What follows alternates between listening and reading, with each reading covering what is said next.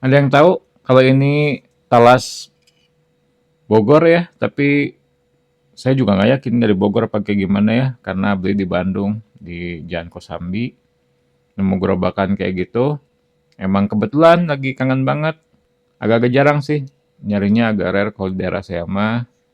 Susah, makanya lumayan jauh ke sana. Bismillah. Seperti kebanyakan talas, cuman dia kayaknya kojonya di kelapa kukus ini pakai bumbu kelihatannya mah.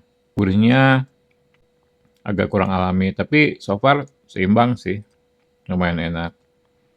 Cuman tidak sesuai ekspektasi kayak talas Bogor pada umumnya ya.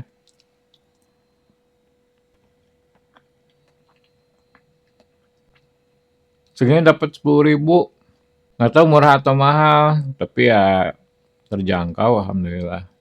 Porsinya lumayan kalau buat sendiri atau berdua mah, tapi mungkin harus ke Bogornya langsung buat dapetin yang genuine-nya.